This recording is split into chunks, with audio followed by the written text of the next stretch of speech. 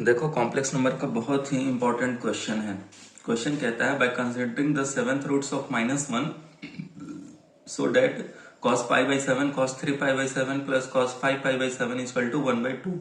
आपको ये प्रूफ करना है, ठीक है। ये हमें प्रूफ करना है और गिवन क्या है, सेवेंथ रूट ऑफ -1। देखो कैसे लिखते हैं, z is equal to -1 to the power 1/7। ये लिखा हुआ है, ये द सेवेंथ रूट ऑफ -1 ये है। इसको फिर ऐसे लिखो z टू द 7 प्लस 1, इधर 7 कर देंगे और -1 होगा तो इधर आ जाएगा इक्वल टू 1। ये ऐसे लिखेंगे। देखो हम माना z is equal to r into e to the i theta. Complex number में हमने ये जंक्शन ले लिया, ठीक है। इसको करो तो r to the 7 e to the i 7 theta और 1 को इधर ही रख ले जाते हैं तो ये -1 के बराबर। अब आप यहाँ एनालिसिस करो कि एक कॉम्प्लेक्स नंबर LHS में है और एक RHS में है। तो ये देखो -1 है, ये तो इसका मैग्नीट्यूड क्या है, 1 है, ठीक है। और ये 180 डिग्री पर है, यही है ना। इधर साइड है निगेटिव एक्स एक्सिस में है, यही है ये कॉम्प्लेक्स नंबर। तो मैग्नीट्यूड को मैग्नीट्यूड के बराबर कर देते हैं तो r इक्वल टू 1 आ जाएगा। r to the 7 equal to 1 तो r इक्वल टू 1 आ जाएगा, ठीक है। ऐसे भी आप करो, ठीक है। आपको मैग्नीट्यूड मिल गया। अब एंगल देखो, ध्यान से देखना, एंगल में ही सारा तिकड़म है। अब देखो -1 पे हम कब पहुंचेंगे, हम यहां से जब 180 डिग्री चले तो 7 थीटा जब 180 डिग्री मतलब पाई के बराबर हो, ठीक है। एक बार इसके बाद हो, अब आप देखो सेवेंथ के पावर है, किसी भी पॉलिनोमियल में जितना पावर रहता है उतना ही उसके रूट एग्जिस्ट करते हैं, ठीक है। ये आप ध्यान देना। तो अब आप देखो यहां आया तो पाई पे आया, फिर हो सकता है ना एक बार ऐसे जाके ऐसे आऊं तो कितना पे आएगा, 1 पाई 2 पाई और फिर 3 पाई पे, ठीक है। तो 7 थीटा इज इक्वल टू 3 पाई। फिर हो सकता है ना तीसरे पाई पे, फिर हो सकता है चले 2 पाई, फिर हुआ पाई, फिर पाई 2 पाई 4 पाई, फिर पहुंचे 5 पाई पे, ठीक है। तो 7 थीटा इक्वल टू 5 पाई।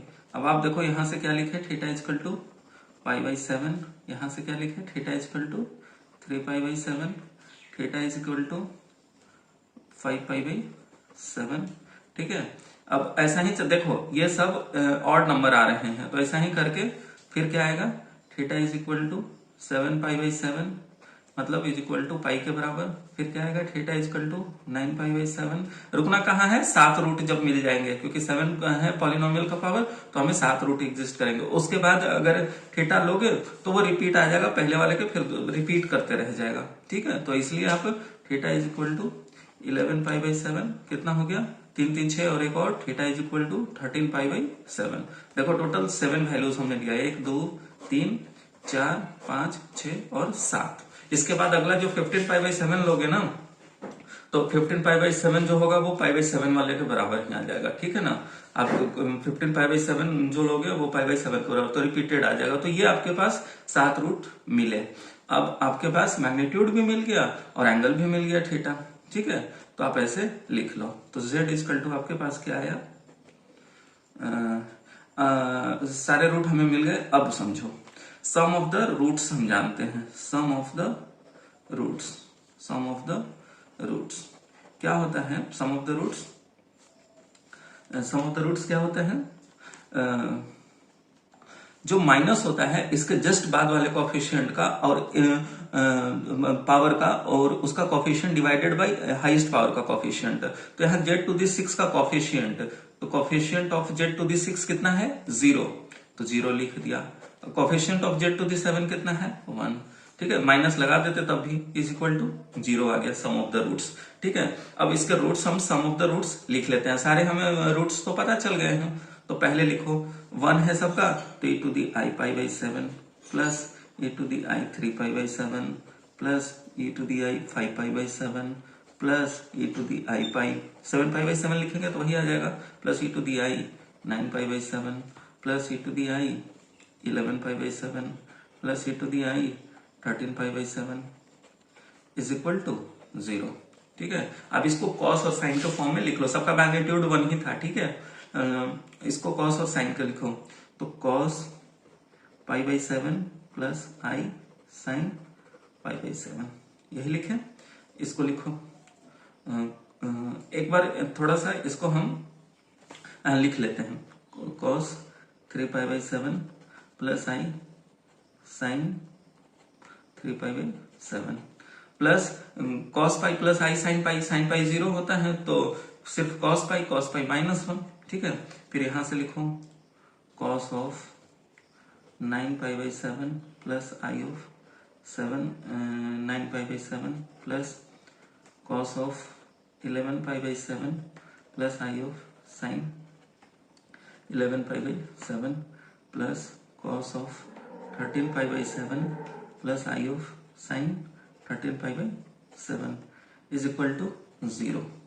अब आप देखो 13 पाई बाई 7 को क्या लिख सकते हैं, इसको देखो 2 पाई माइनस पाई बाई 7 लिखेंगे।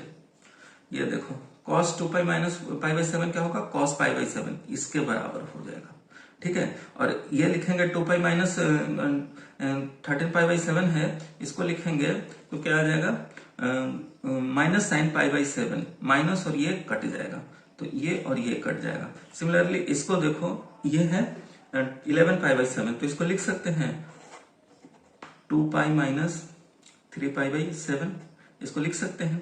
अब आप देखो cos 2 pi minus 3 pi by 7 cos 3 pi by 7, तो ये इसके बराबर आ जाएगा, तो ये दुगना हो जाएगा। और ये minus of i sine 3 pi by 7 cos sine of 2 pi minus 3 pi by 7 minus of i, तो ये और ये कट जाएगा, ठीक है। सिमिलरली आपको